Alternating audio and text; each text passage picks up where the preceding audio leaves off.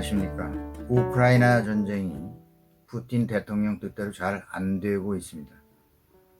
푸틴은 15만 병력이 파죽지세로 수도 키우를 점령해서 젤렌스키 우크라이나 대통령을 제거하고 친러 정권을 수립한 후 합병하겠다라는 야심찬 계획이었습니다. 조지아 전쟁 때처럼 3일 정도면 충분하지 않겠나 이렇게 판단했던 것으로 보입니다. 그런데 전쟁은 이제 6개월을 훌쩍 넘겼습니다. 더구나 이 전쟁이 언제 끝날지 알 수 없습니다. 군사 전문가들에게도 판단이 힘들어진 전쟁이 아닐까 생각됩니다. 군사대국 러시아의 졸전, 이것마저도 조심스럽게 작전이 아닌지 이런 생각도 하는 전문가들도 있습니다. 하지만 분명 푸틴의 착오임이 틀림없는 것 같습니다. 최근 러시아군의 전쟁 피로증은 돈바스를 지키기에도 벅차다는 그런 느낌이죠. 그런 반면에 지금 우크라이나군의 맹렬한 반격으로 전선은 이제 남쪽 크림반도 중심으로 옮겨가고 있습니다. 특히 남부 전선은 헤르손과 자포리자를 중심으로 포격전이 맹렬한데요. 러시아 역시 동부 전선을 굳히기 위해서는 남부 쪽으로 병력을 최대한 투입하지 않을 수 없다는 그러한 소식이 전해지고 있습니다. 오늘 방송은 개전 초기의 3월 초에 일찍이 러시아가 점령했던 헤르손이라는 도시에 관련해서 방송해 드리고자 합니다. 헤르손, 우크라이나 남부의 헤르손시입니다. 인구 30만 정도의 드네프르강 하구의 도시로 크지는 않습니다. 그런데 헤르손은 우크라이나 남부 교통의 요지입니다. 동쪽으로는 마리우폴과 도네츠크, 루안스크 주로 연결이 될 수 있고요. 서쪽으로는 흑해 연안의 오데사항으로 나아가는 통로죠. 남쪽으로는 드네프르강과 흑해를 연결하고 크림반도의 수자원을 공급하는 중요한 도시입니다. 여기서 흑해 함대가 있는 세바스토폴 기지도 멀지 않습니다. 우크라이나는 2014년 러시아로부터 크림반도를 빼앗기고 크림으로 가는 수자원을 차단하기 위해서 이곳에 댐을 만들었습니다. 댐 관리를 우크라이나가 쥐고 있었죠. 그런데 러시아가 헤르손에 진격하면서 댐을 허물어 버렸습니다. 그리고 러시아가 수도 키우를 점령하기 위해서는 꼭 이 헤르손을 차단할 필요가 있다. 이런 작전을 세우고 있었죠.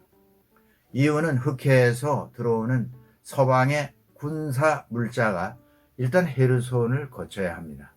이 헤르손이 흑해 해상교통과 연결되는 요충이기 때문이죠.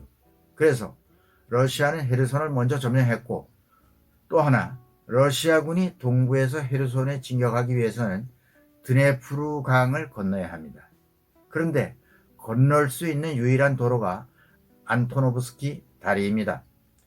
3월 러시아군이 이 다리를 건너 헤르손 주에 진군했습니다. 우크라이나 젤렌스키 대통령이 이 헤르손의 전략적 요충지를 모를 턱이 없죠. 개전 초 바로 측근 바카노브 안보국 총책에게 SBU라고 하는 우크라이나 안보국입니다.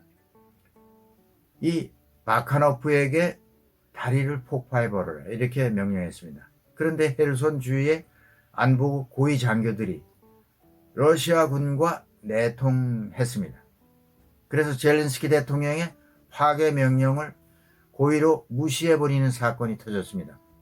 그 결과 손쉽게 러시아군이 드네프르 강을 건너서 헤르손에 진격할 수 있었던 거죠. 3월에 이런 일로 인해서 젤렌스키 대통령은 분노하면서 바카노브 안보국장 총책을 해임했습니다.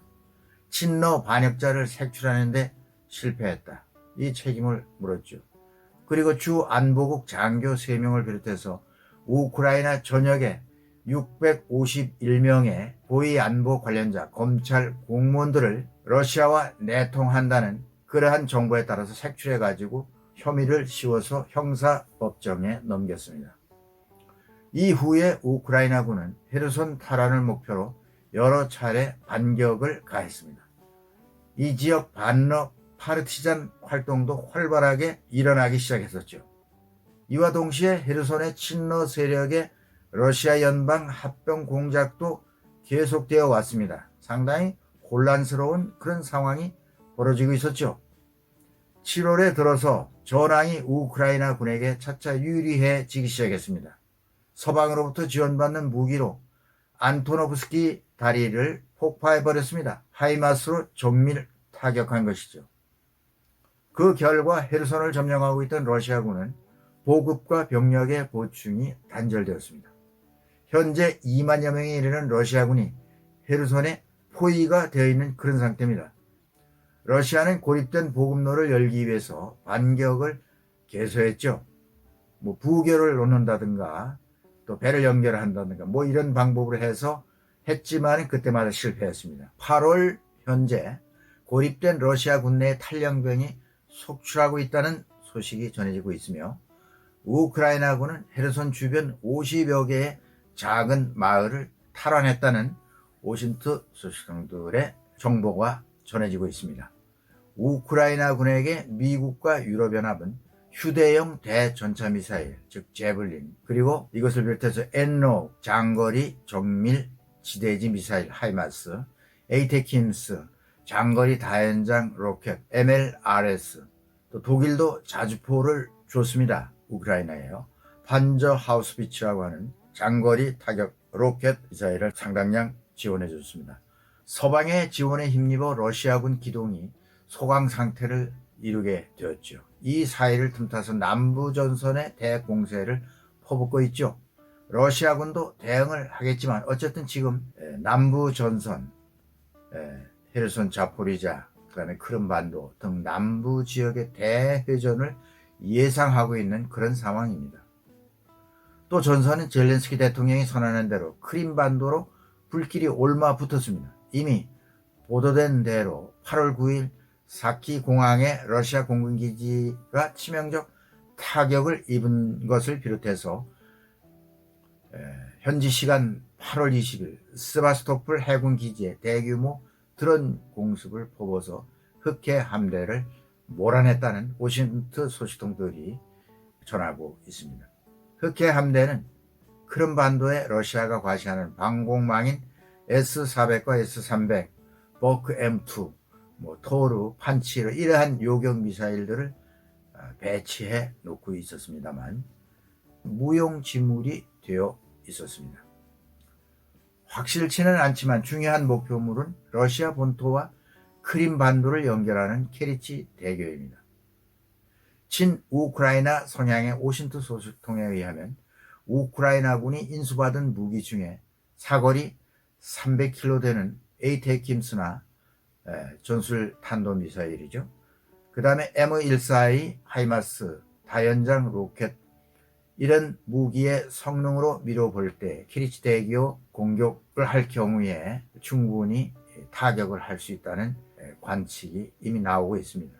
멜리토폴에서 키리치 대교까지 192km 정도니까 에이테킴스를 발사할 경우에 타격이 충분하다 이렇게 보겠습니다. 키리치 대교가 만약 끊어진다면 어떻게 되겠느냐? 러시아가 남부전선으로 이어지는 모든 보급은 완전히 불가능해집니다. 차단되어 버리는 거죠.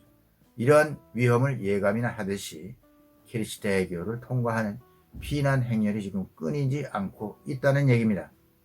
뿐만 아니라 이같이 서방에 장거리 타격 무기를 보유한 우크라이나군이 말씀드린 대로 남쪽으로 크림반도 대부분은 사정거리 안에 두었고요. 동부 쪽으로 하르키우 가까운 러시아 국경도시 벨고로드주 전역, 그리고 북쪽으로는 벨라루스 일부와 인근 러시아 영토까지 타격권 안에 확대되는 느낌입니다.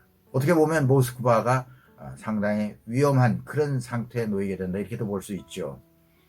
우크라이나군은 8월 말 현재 동남부 전선에 러시아군을 강하게 압박하고 있습니다.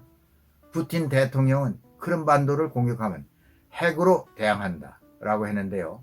앞으로 서방의 반응이 주목됩니다. 그런 가운데 미국은 다시 우크라이나에 10억 달러를 지원한다고 발표했습니다. 우리 돈으로는 1조 50억 원에 해당하는 군사 원조지요. 8월 9일 미국 국방부 정책차관 콜린스 칼이 브리핑에서 이렇게 밝혔습니다.